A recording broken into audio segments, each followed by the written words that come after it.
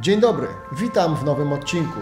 Dzisiaj opowiem Wam o projekcie KRK Rap Attack 2.0 i współpracy z agencją Zooteka.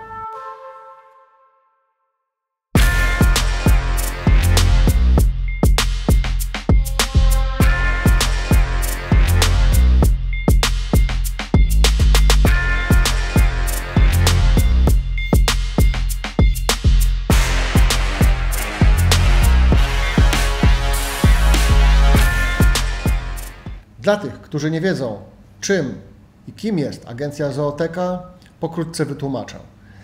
Tomek Kubik, który jest właścicielem tej agencji, od roku 1999 zorganizował masę koncertów hip-hopowych, rapowych. Można powiedzieć, że jest takim trochę ojcem chrzestnym kultury hip-hopowej, no bo nieczęsto się zdarza, aby tyle lat być aktywnym w tej branży.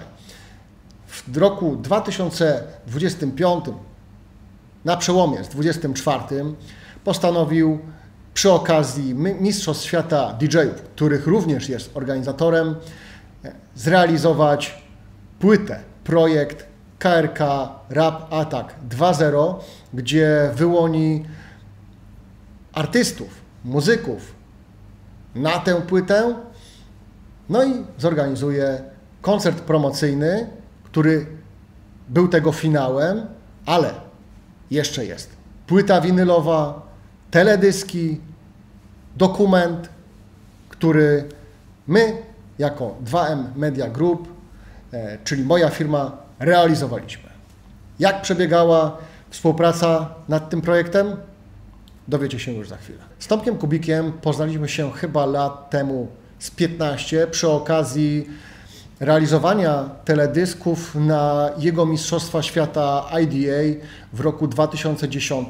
Tych teledysków dla IDA i agencji Zooteka jako 2M Media Group zrealizowaliśmy prawdopodobnie około 4 i tak rozpoczęła się nasza przygoda. Później mieliśmy większy kontakt lub mniejszy, ale przy projekcie KRK Rap Attack 2.0 postanowiliśmy wspólnie połączyć siły.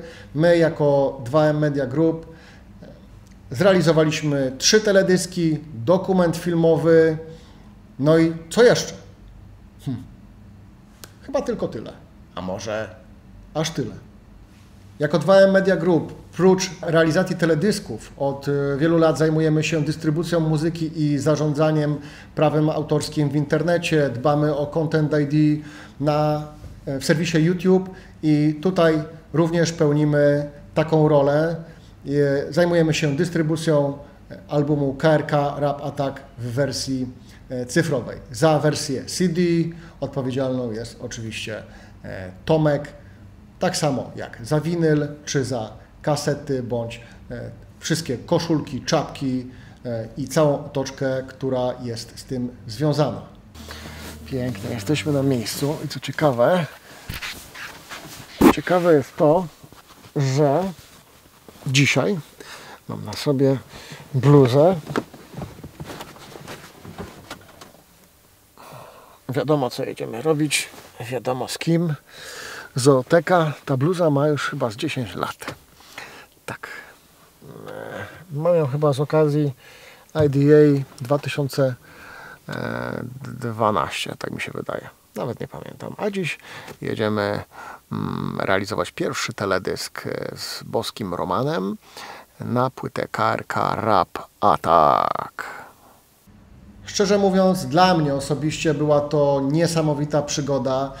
My jako firma 2M realizowaliśmy teledyski tak naprawdę od samego początku naszego istnienia. Od roku 2001 realizowaliśmy pierwsze teledyski we Wrocławiu, później dla różnych firm wydawniczych, fonograficznych itd. Ta muzyka się rotowała, zmieniała, którą obsługiwaliśmy, której robiliśmy czy to dystrybucję, czy teledyski. Ale tutaj wróciliśmy do korzeni. Kiedy Tomek wspominał mi o tym projekcie, za każdym razem mówiłem mu, że my jako firma 2M Media Group, wchodzimy w ten projekt bez względu, chcemy to zrobić razem, chcemy zrobić prawdziwy rap, bo wiedziałem, że ten projekt będzie bardzo ciekawym projektem i takim się okazał. Jak dla mnie również realizacyjnie było to ciekawe wyzwanie, które mam nadzieję wyszło ciekawie. Nie było łatwo, ale tak naprawdę było łatwo, bo już nie pierwszy teledysk, można powiedzieć, za nami i w zasadzie przyjeżdżając do Krakowa wiedzieliśmy, że trzeba to zrobić najsprawniej jak się da. Przeznaczyliśmy sobie 3 dni na 3 teledyski. Pierwszym teledyskiem miała być wyprawa nocna, następnie drugim teledyskiem była mapa miasta i trzecim Stara Banda. Słuchajcie, powiem Wam, że 3 dni ciągłej pracy na planie i w każdym dniu inny teledysk zrealizować. Oczywiście, wiadomo, że nie żyjemy i nie funkcjonujemy w tym samym mieście, dlatego musieliśmy przyjechać z Wrocławia do Krakowa, załatwić sobie hotel i jakoś to wszystko tak usprawnić, aby po dniu zdjęciowym być naładowanym, przygotowanym na kolejny dzień zdjęciowy. Te dni zdjęciowe wcale nie były takie proste, bo jak się okazało, pierwszy teledysk z Romanem Boskim i całą ekipą krakowską zaczęliśmy realizować praktycznie pod wieczór. To była jesień, nie było jeszcze zimno, pojawiliśmy się na krakowskim rynku i rozpoczęliśmy sceny nagrywania Boskiego. Skończyliśmy ujęcia prawdopodobnie o 1:00, 2:00 w nocy, więc trzeba było te baterie naładować na kolejny dzień. Przygoda na pierwszym dniu zdjęciowym na krakowskim rynku była niesamowita. Dobra, let's go. Uwaga, kamera, zapisie.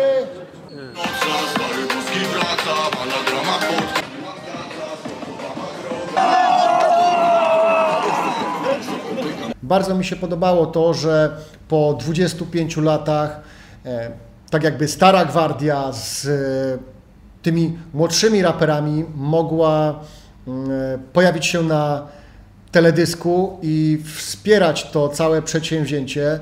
Jest to, wydaje mi się, unikalne pod tym względem, że mało komu w Polsce udaje się realizować takie projekty. Jeśli są, no to są naprawdę duże projekty i za taki projekt właśnie uważam KRK Rap Atak 2.0, bo skompensować tylu ludzi w jednym miejscu nie jest łatwo.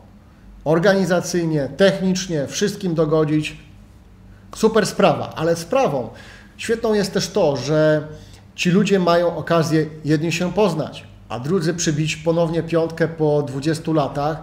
Ja tych wszystkich ludzi nie znałem, niektórych poznałem, niektórych znałem i są to wspaniali ludzie, u których widać tę zajawkę, że albo nie ginie, albo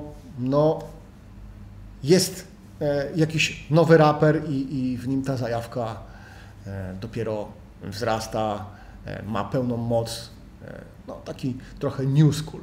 A ta płyta właśnie jest połączeniem old schoolu z new schoolem. Stąd bardzo fajne przeżycie, że na planie teledysku Romana Boskiego Romana mogło pojawić się tyle osób naraz. Tym bardziej, że Boski Roman to oczywiście historia rapu w Polsce, firma KRK. Kto wie, ten wie, jak to wszystko powstawało, jak to wyglądało. Jeśli nie, to zapraszam do dokumentu rapowego o KRK Rap Atak, który właśnie z Tomkiem zrealizowaliśmy. Ciekawym wyzwaniem podczas planu wyprawa nocna było to, że mieliśmy do dyspozycji 2 lampy. Jedną dużą, przenośną lampę Nanlighta 500 oraz drugą krótką taką pałeczkę również Nanlighta bądź Ulanzi, którą można było doświetlać twarz.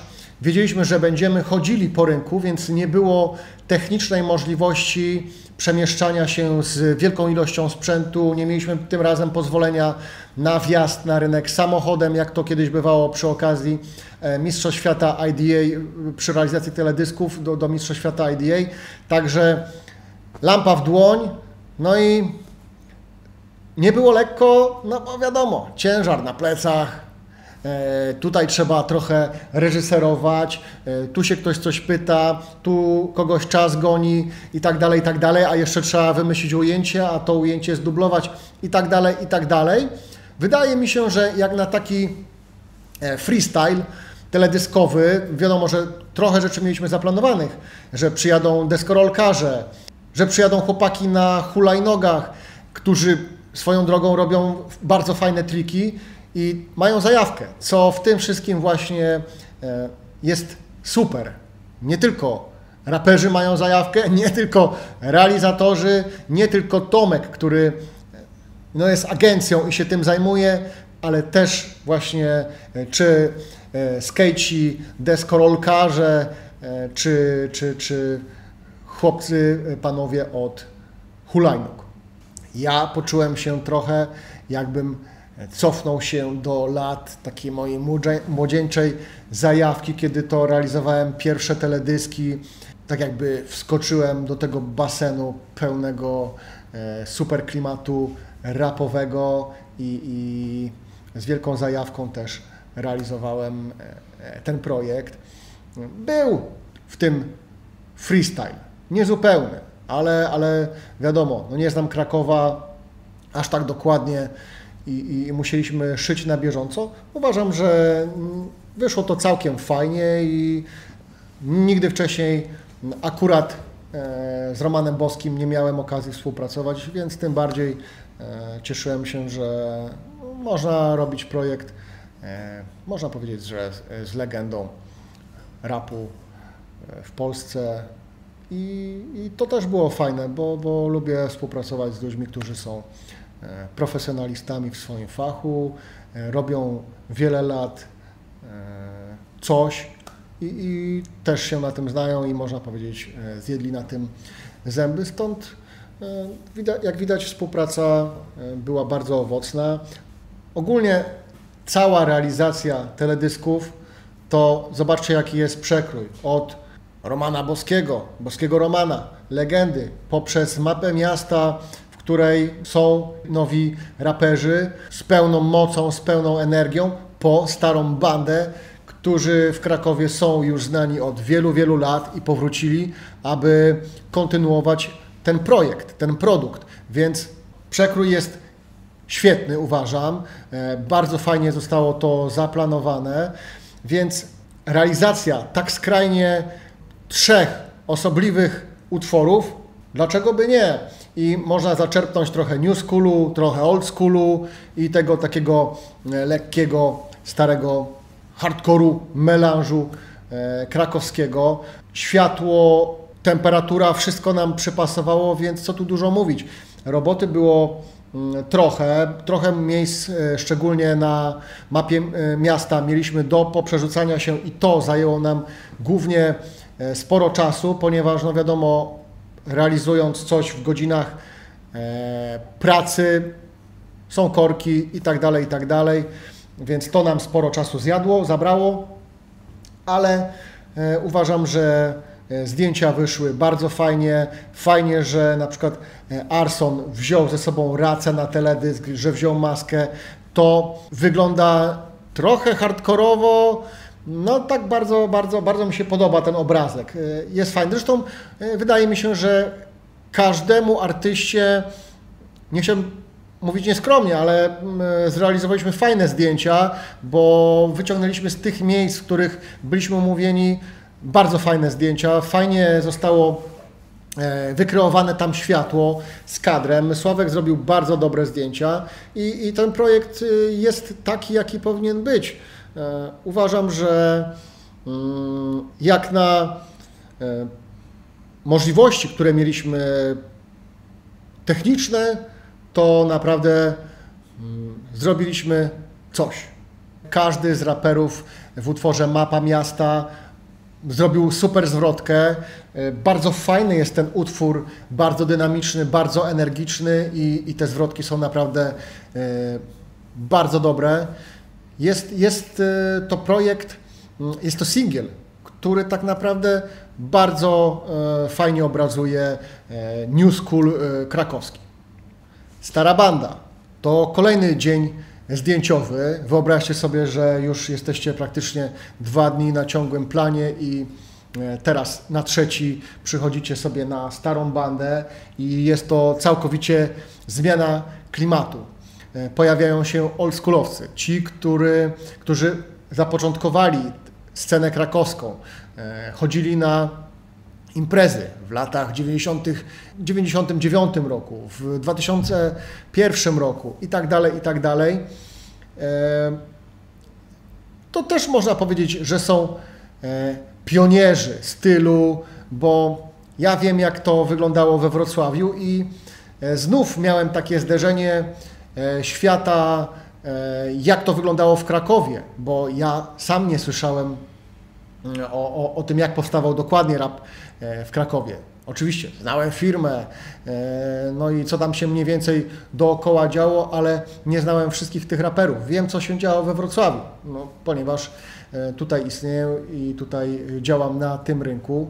Funkcjonowałem na tej scenie i tutaj moi oldschoolowi koledzy robili rap i było bardzo podobnie, więc każde miasto miało swój klimat i fajnie było też tych ludzi poznać, posłuchać ich zwrotek, no i tego zaczerpnąć ichniejszego, starego stylu.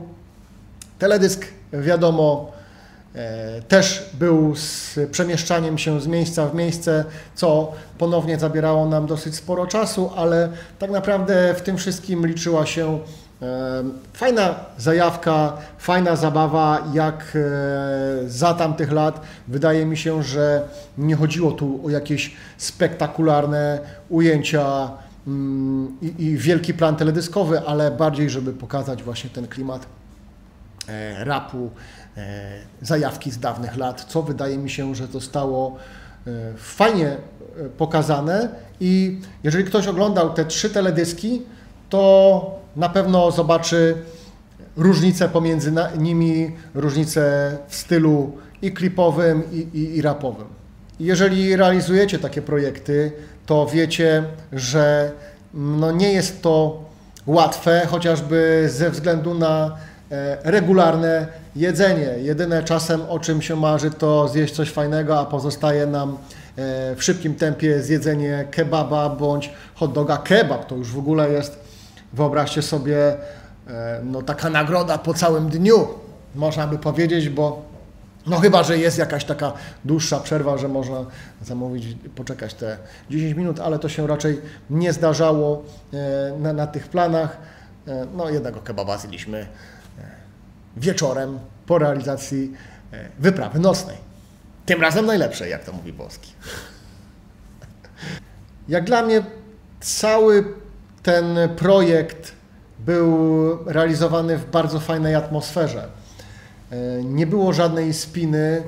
Wiadomo, że no są jakieś trudności związane z projektem, ale czy z Tomkiem, czy z innymi wykonawcami, artystami, wszystko przebiegało bardzo fajnie i fajnie, że spotyka się takich ludzi na swojej drodze, bo można od nich zaczerpnąć i różnej wiedzy, poznać tych ludzi. Im więcej obcuje się z ludźmi, tym no, człowiek jakiś taki staje się młodszy mentalnie, tak mi się wydaje. Poznaje dużo ciekawych rzeczy i to jest właśnie fajne, że nie jesteśmy tylko zamknięci w domu, ale realizujemy fajne rzeczy, wszyscy są otwarci, wszyscy są bardzo przyjaźni, a to w tym wszystkim jest, no, można by powiedzieć, takim elementem, którego czasami brakuje, jak ma się pracę narzuconą z góry. A tutaj widać, że wszyscy trafili, połączyli się z tą zajawką, która oczywiście no, w hip-hopie, w rapie i w całej tej kulturze musi być. Cały ten projekt to praktycznie pół roku ciągłej pracy nad 3 teledyskami, bo to, co wychodzi na światło dzienne, no to wiadomo, że jest to już gotowy produkt, ale wcześniej coś trzeba ustalać, coś zaplanować, trzeba to zrealizować. Po realizacji oczywiście trzeba to montować. W międzyczasie wszedł jeszcze teledysk do Mistrzostw Świata z IDA, gdzie występował też Sabot, Chiba, no i DJ-e, więc to też był teledysk, który trzeba było zmontować.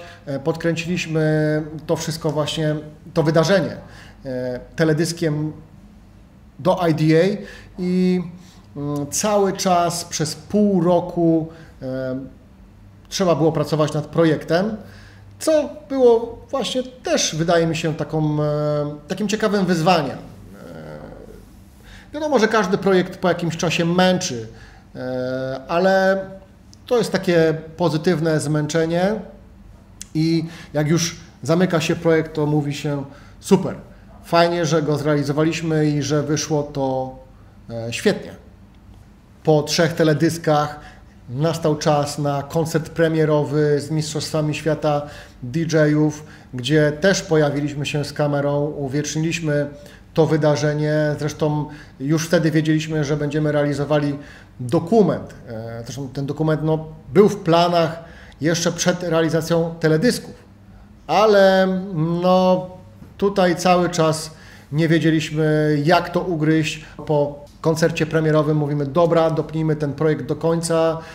Tomek robił winyle, ja mówię, dawaj, dokończymy ten dokument, trzeba to zrobić. Mieliśmy na ten dokument tak naprawdę bardzo mało czasu, bo kolejny nasz przyjazd do Krakowa to był chyba na miesiąc przed datą publikacji dokumentu, więc na miesiąc przed dokumentem nie mieliśmy praktycznie żadnych wywiadów, mieliśmy tylko to, co my tutaj nagraliśmy na miejscu w Krakowie, a resztę musieliśmy już dorabiać na bieżąco, czyli Tomek musiał wyszukiwać wszystkie materiały z lat 98, 99, 2000 i tak dalej na bieżąco po tym, co tutaj zostało w dokumencie opowiedziane. Także to był kawał wymagającej pracy nad dokumentem.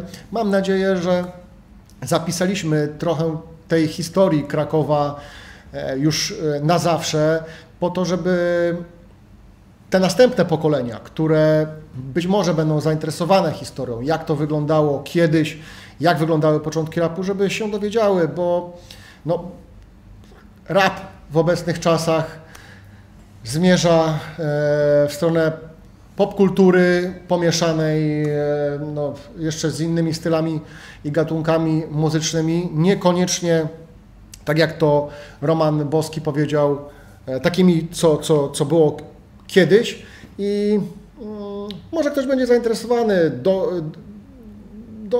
doszkoleniem się z wiedzy o chociażby krakowskim rapie. Ja z racji tego, że praktycznie jestem również od samego początku tej kultury w Polsce, to też zaczerpnąłem dosyć spory kawał wiedzy na temat tego, co wydarzyło się w Krakowie i jak. Tym bardziej Kraków jest mi miastem bardzo bliskim, już nie ze względu też tylko na teledyski IDA, ale na to, że moja rodzina pochodzi z okolic Krakowa, także często jeździłem tam na wakacje i bardzo lubię to miasto. To tak ze strony prywatnej.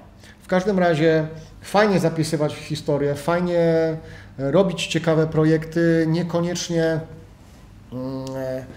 po to, żeby, nie wiem, dorabiać się grubych pieniędzy, ale żeby robić coś ciekawego, co zapisze się w historii, bo uważam, że to jest, nie chciałbym powiedzieć najważniejsze, ale bardzo ważne. Wracając jeszcze do samej realizacji teledysków, dlaczego poczułem się jak za dawnych lat? Dlatego, że Te teledyski były realizowane tu, tak naprawdę reżysersko, operatorsko i bardzo kreatywnie, jak za dawnych lat, kiedy no, tak naprawdę nie używaliśmy świateł i dużo się myślało nad jakimś pomysłem. Czasami wychodziły te pomysły spontanicznie, no jednak mam taką tendencję do trochę freestylowania na planach zdjęciowych, co uważam nie wychodzi mi najgorzej. I tutaj właśnie tak samo realizowaliśmy te teledyski, jak wspominałem już wcześniej, na planie wyprawa nocna. Mieliśmy jedną lampę Nunlight i jedną małą lampeczkę Ulanzi i tak naprawdę zrealizowaliśmy tym prawie cały teledysk wyprawy nocnej. Co prawda mieliśmy też lampy Astery, które były użyte przy ramie i postawiliśmy je na samochodzie i wokół samochodu. Tam są dwie różne jeszcze sceny, gdzie Roman rapuje, Tomek podjeżdża na rowerze i jeszcze jest beatmaker, który, wiadomo, zrobił beat, jak to beatmaker, ale to takie zdjęcia portretowe i my byliśmy przygotowani na nie wiadomo co tak naprawdę. Mieliśmy ze sobą blendy, mieliśmy ze sobą astery, mieliśmy jakieś wysłaniacze, różne lampy, ale no, każdy teledysk charakteryzował się inną realizacją. Na mapie miasta wydaje mi się, że nie użyliśmy żadnego światła, prócz światła odbitego. Wystarczyła nam blenda i chyba to wszystko. A przepraszam, na początkowych ujęciach również korzystaliśmy ze światła Nunlight, było podpięte na baterii i tam oświetlaliśmy budynki w Krakowie jako drugi plan i małą lampeczką oświetlaliśmy raperów. Więc ten sam set ustawieniowy, co na Boskim Romanie. I w zasadzie tak samo było ze Starą Bandą, głównie korzystaliśmy ze światła odbitego. Wydaje mi się, że światło odbite na Starej Bandzie no, jest najbardziej uwidocznione, wtedy przysmażyło, że tak powiem, nam fajne słońce, więc te postaci są całkiem ostro odbite, że tak powiem, ale tak to miało wyglądać. Brakowało nam może słońca, bo jesień nastawała szybkim krokiem. Na dokument filmowy ponownie zabraliśmy ze sobą dosyć sporo światła, dosyć sporo statywów.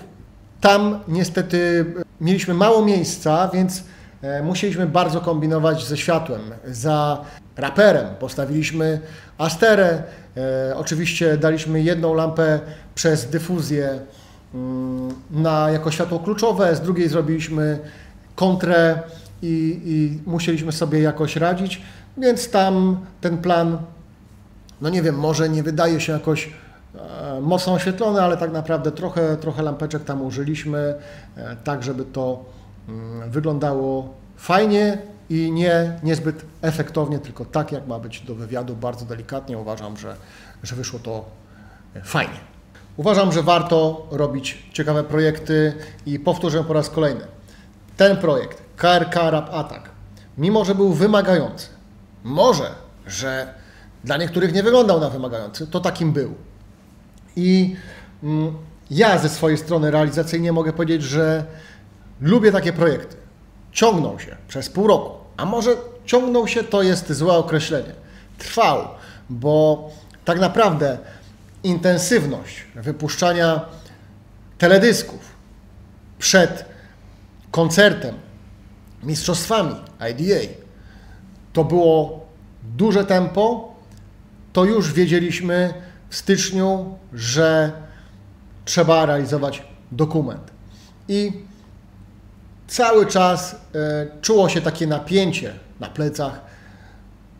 Dokończ to, dokończ to, dokończ to, żeby zrobić to, żeby zrobić to, żeby zrobić to. Nie zapominajmy, że to nie jest tylko jeden projekt, który ja osobiście realizuję przez te pół roku.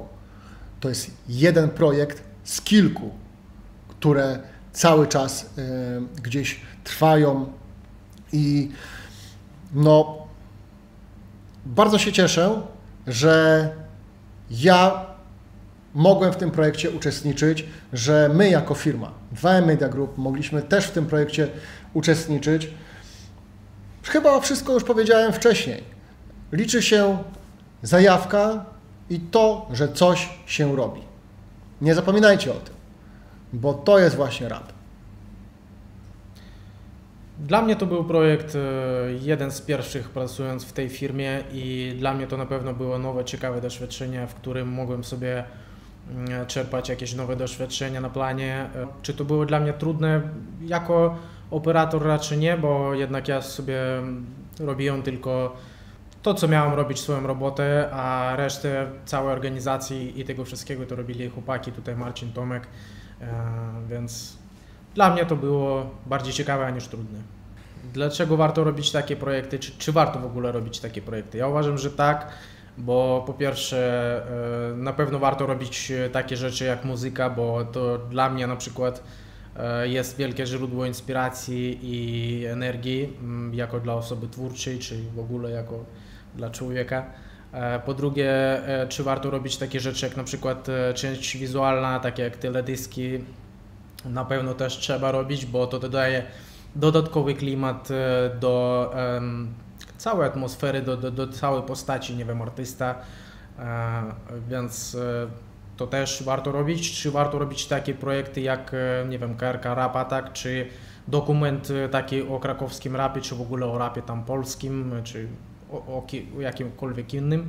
Na pewno też tak, bo to jest częścią całej naszej historii, powiedzmy, no ludzkiej, nie? Tak, bo każdy by może chciał sobie tak się dowiedzieć, jak to powstało, bo jest to ciekawe, bo jest to fajna rzecz i dobrze, że są ludzie takie jak na przykład tutaj Marcin, Tomek, którzy to organizują, którzy to robią, bo zawsze coś zostanie dla nowych pokoleń, żeby mogli sobie obejrzeć, zobaczyć, jak to wszystko wyglądało, jak to powstało, od czego to się zaczynało, więc moim zdaniem tak. Czy warto to robić? Na pewno tak. Nie brałem udziału w wielu projektach, bo tak naprawdę to dopiero początek może jakiejś mojej kariery takiej, powiedzmy, filmowej, ale odnośnie mojego doświadczenia powiem, że to jest duży projekt, bo za dosyć krótki czas to jest trochę taki sukces, jakby nagrać 3 teledyski w 3 dni i później mieliśmy sporo czasu na przykład na montaż tego wszystkiego i Marcin przede wszystkim chyba robił tego najwięcej, bo miał jeszcze teledysk przed tym całym planem krakowskim, jeszcze z Mistrzostw Świata DJ-ów chyba, IDA. Więc dla niego to była dodatkowa robota. Poza tym po skończeniu tych wszystkich nagrań teledysków robiliśmy razem dokument, jak powstał właśnie ten KRK Rap Attack i o krakowskim rapie ogólnie, więc to było sporo pracy na planie, ale poza tym, o czym ludzie tak naprawdę mało chyba wiedzą, to jest większość pracy, nie wiem, czy gdzieś 70-80% dodatkowych to praca przy komputerze. To jest montaż filmowy, który zajmuje sporo czasu, sporo energii tak naprawdę, bo się wydaje, że tak sobie siedzisz przed komputerem i niby nic nie robisz, ale tak naprawdę twoja głowa no, mocno się męczy przed tą pracą, więc podsumowując, czy to był duży projekt, moim zdaniem tak. To jest dobry i duży projekt. Dobra.